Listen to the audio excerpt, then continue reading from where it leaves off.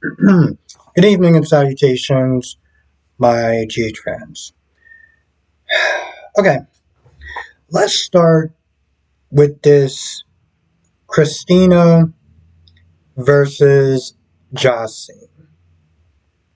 Now, even before then, I thought that Carly was going to come at Molly kind of sideways because she was like, she came in, she was very nice to her and stuff like that, and Molly was like, oh, okay, cool, I'm glad you're not still, angry at me or coming at me sideways or anything like that. And she was like, well, who says I'm not?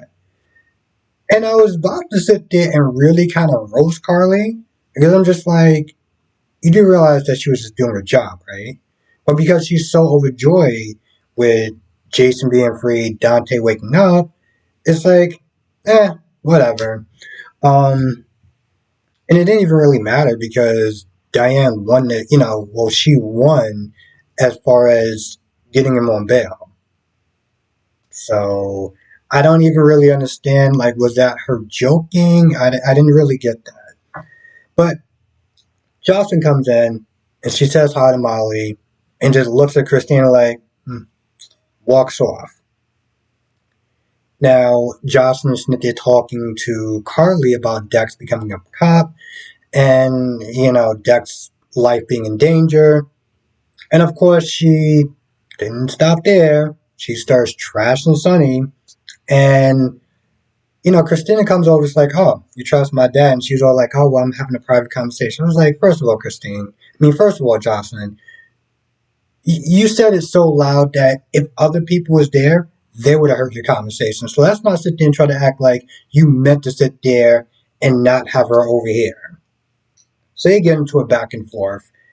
And in a lot of ways, they're both out of pocket, if we're going to be honest. You know, Josh and Cynthia talking about, Sonny is a career criminal, this, that, and the third. And Christina talking about, oh, he donates money to this place, and that place, and the third. And I'm just like, that has nothing to do with him being a career criminal. And let's be very clear. You know that, okay? Christina, you ain't stupid. You know that. But she does come over there and she's like, Jocelyn, you're ungrateful. Everything that Sonny has done for you, and you out of pocket. But at the same token, I'm like, well, everything that Jason did for you, and you out of pocket. Hell, even when Jocelyn was talking to her mom, and she was talking about Jason and stuff like that, and pretty much she was like, well, at the time, we didn't know if Jason was guilty or not. I'm like, yeah, we didn't know, but you trusted your daddy instead of being like, hey, you know what? Listen, he saved me. Maybe I should sit there and give him the benefit of the doubt until we hear everything.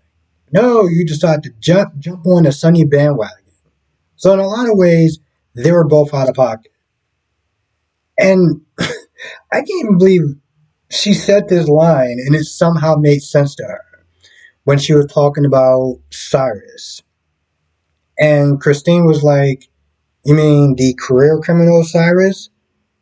And she was like, yeah, but it doesn't matter. And I'm like, him being a career criminal doesn't matter. Him sitting there coming at your family. Your mom could have died by Cyrus. And yet you keep talking about, oh, he's a defenseless old man. I'm like, you sound stupid. You sound really, really, really dumb. Now, at the end of this back and forth, Christina leaves, and Molly's like, she doesn't need this right now. She's pregnant. And you know that. And yet, you really think it somehow benefits you to sit there and argue with a pregnant woman? Like, seriously. And then she's like, oh, well, you don't expect me to apologize. No, but I expect you to sit there and treat this woman like she's pregnant. And I think ultimately that's what it really comes down to. It's like when she left and she said she's pregnant, Jocelyn was like, she had that look like she knew she effed up. How even Carly was sitting there looking at her like, you doing too much. Now she didn't sit there and tell her to apologize because, well, they're both pig-headed. But she knew she was ultimately out of pocket. And she talks about, oh, well, I still love Dex, and I can't, blah blah blah blah blah. It's like, bro, honestly, tell you the truth, no one cares. No one cares about your pain. No one cares about you being sorry and sad about the situation. No one cares. No one. She still cares about him. And eventually, they're gonna probably get back together at some point that I really don't give a damn about. But yeah, no one cares.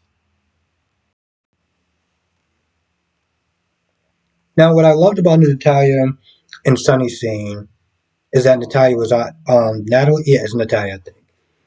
Um, what the hell is her name? It is Natalia. Um, One of the things I liked about the scene was that she was real. She was honest about her feelings. She couldn't just sit there and accept it right away.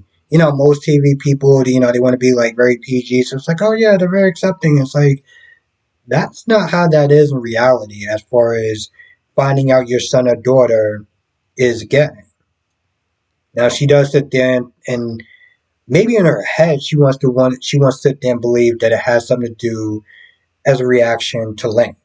And even Sonny was like, I wouldn't lie by sitting there saying maybe Christina had that reaction as far as being gay because of Kiefer. But he was like, no, at the end of the day, it doesn't matter because she's still Christina. Like, regardless. Um, Everything is very copacetic for a little bit until Brooklyn and Lois shows up. They're having their little, well, she's having a dress crisis or whatever. Something happened with her dress and it could be fixed, it could be partially fixed. I don't know. I don't really care. But they get to the Metro Court and Brooklyn talks to Natalie. Natalia, damn it. Um, and Natalia, I'm gonna be honest, like she's good until she gets a little stink attitude, and then her scenes just become damn near unbearable to watch, right? And even Lois, when she looked, I was like, she's nice, sarcastically, just saying that she's a stage mom, and Natalia's like, oh, you're late or whatever because of your dress emergency, and how you gonna sit there and find time for my daughter, and you're sitting there trying to do this whole wedding thing. I'm gonna be honest. See, my whole thing is like, I don't have patience for people like that. I really don't. Um, I know that she needs clients and stuff like that, so she kind of has to deal with her, maybe. But I'm also just like, girl, you are rich. You don't even really have to sit there and be doing this. If we're gonna be honest, you don't have to be doing this. You definitely don't have to be sitting there dealing with her little stink self. Um, Brooklyn, for some odd reason, decided to give Natalia advice about the whole situation, which Natalia was like, I don't need your advice. I'm like, you're kind of overstepping, but she basically was like, you don't want her to sit there and hide who she is and make her feel like whoever she's hiding, which is Christina, Sonny's daughter, make them feel ashamed because it's just not a good idea. Like you do know who Sonny is, right? Um, Now this whole scene with Brennan, I know his name is Jack. I really don't care about his first name. Brennan and Anna. All it really comes down to is Anna wants to know who else is running Pikeman because he's in jail and yet Pikeman is still, out there doing things or whatever. So she's like, hey, listen, I want to know who's running Pikeman because she knows it's somebody else and he doesn't say anything. I mean, it was cool to see him, but it doesn't really go anywhere. So it's like the conversation could have just been wrapped in like 2 minutes. To be honest, like you could just watch my review, unless you just want to sit there and see Mr. Brennan because he's Mr. Brennan. Other than that, just yeah, it's a whole conversation that goes absolutely nowhere. Um, Now Jordan comes to see Drew about trying to make the city look a lot better than shootouts and mobsters and stuff like that. And John comes in there. And John is all like, oh, have you talked to your brother? Have you seen your brother? Have you communicated with your brother before the trial? because, if you're lying, I could sit there and send you back to Pentonville. And he's like super convinced that he has something to do with it. And Drew's like, all right, fine, do what you gotta do. You're not gonna find anything.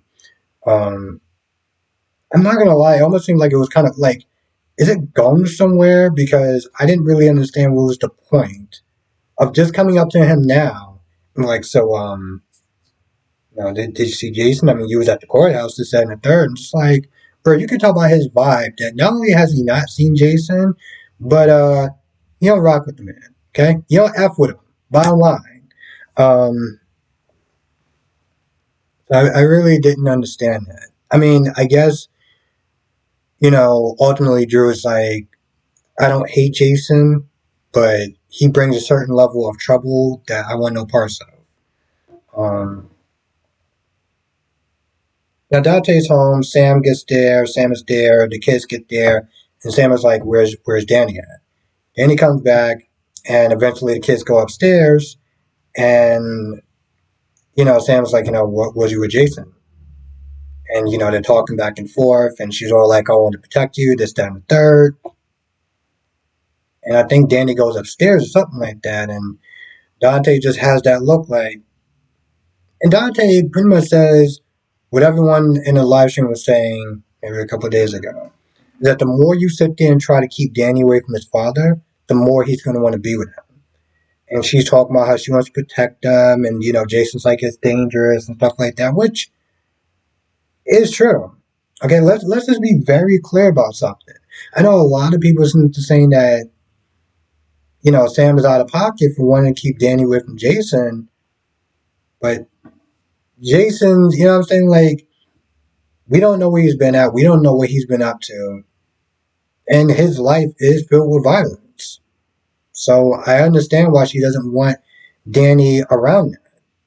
Yeah, Michael got shot, put in a coma. How many times did he sit there and get kidnapped?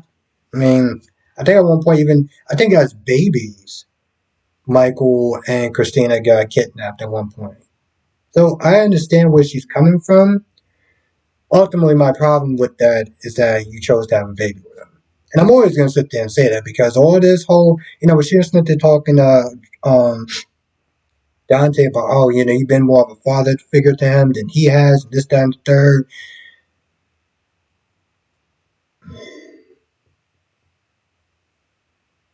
I mean, she is right, you know, she is right, but there was stuff that was keeping Jason away from being with Danny also. It wasn't just like, oh, he just didn't want to be in his life all the time. I mean, he was kidnapped and all this other stuff. So I mean, let's not sit there and try to act like there wasn't circumstances behind the reasons why he couldn't spend time with Danny. And yes, I know, care more for Carly's kids than his own. Yeah, that definitely does not help. But um, ultimately, she does want to. Yeah, I think she want to give him back his phone, but tells him that I'm going to put a tracker on it to make sure I know where you are at all times. Like, well, should have thought about that before you had a baby with him. And yes, I'm going to keep saying that. All that hoo ha and yelling and just means nothing. It's like a fart in the wind after a while, to some extent. Yeah, I think that's pretty much about it. That's the gist of the episode anyway. But I got more thoughts on this whole thing. So, come to the live stream tonight, 8 p.m. Eastern, 5 p.m. Pacific. We'll sit there and talk about all the shows. General Hospital, Days of Our Lives, Bold and Beautiful, Young and Restless. We'll be sitting there talking about all the shows. And yeah, hopefully I'll see you there.